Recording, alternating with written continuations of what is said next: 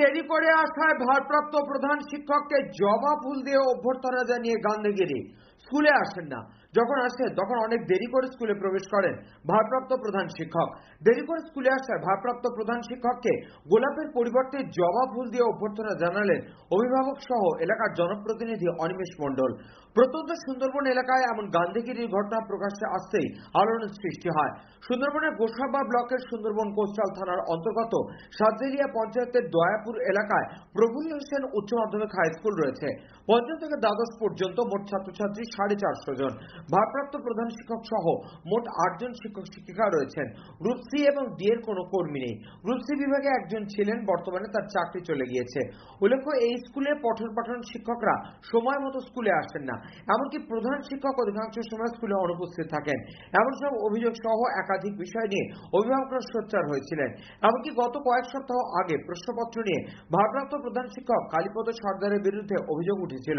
সেক্ষেত্রে স্কুলের মধ্যে শিক্ষককে বন্ধ করে রেখেছিলেন অভিভাবকরা। প্রশাসনের হস্তক্ষেপে মুক্ত হন ভারপ্রাপ্ত প্রধান শিক্ষক। মঙ্গলবার স্কুলে পরীক্ষা চলছিল। স্কুলের শিক্ষকদের উপস্থিত হওয়ার নির্ধারিত সময় সকাল 10:30। সেই সময় অতিক্রান্ত হয়। স্কুলের মধ্যে তখন পরীক্ষা শুরু হয়ে গিয়েছিল।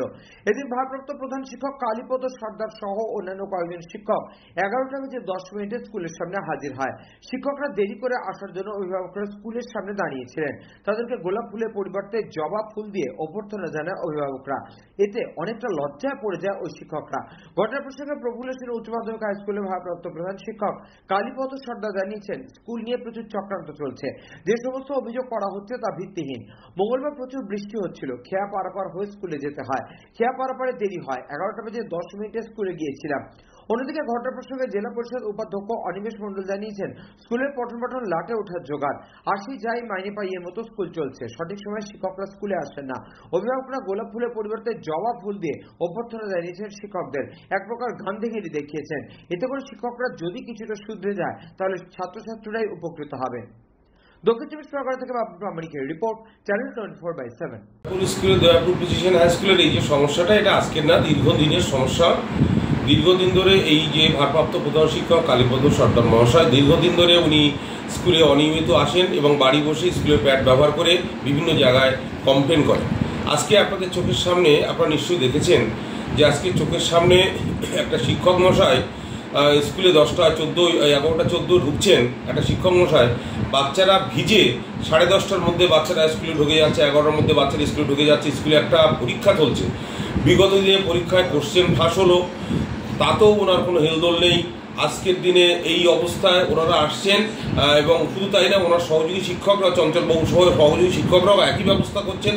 কারণ স্কুলের হেড টিচার যেমন হবেন, অ্যাসিস্ট্যান্ট টিচাররা সেরকম হবেন। এটাই তো নিয়ম হয়ে গেছে। আসি যাই বেতন পাই, কখন কত লেটে ঢুকবো তার কথা নেই, কত আগে আমরা স্কুল থেকে বেরোবো সেই চিন্তায় সবাই মগ্ন। স্কুলের প্রতিনিয়ত প্রতি বছর 20-30-40টা করে ছেলে তারা বিভিন্ন স্কুলে ভর্তি হচ্ছে, স্কুল থেকে মাইগ্রেশনে চলে যাচ্ছেন তারা। তাহলে স্কুলের দিনের পর দিন এই অবনতি, স্কুলের অবক্ষয়, এটা নিয়ে EI, DI, SI থেকে শুরু করে শিক্ষামন্ত্রী সামগ্রিকভাবে দেওয়া হয়েছে।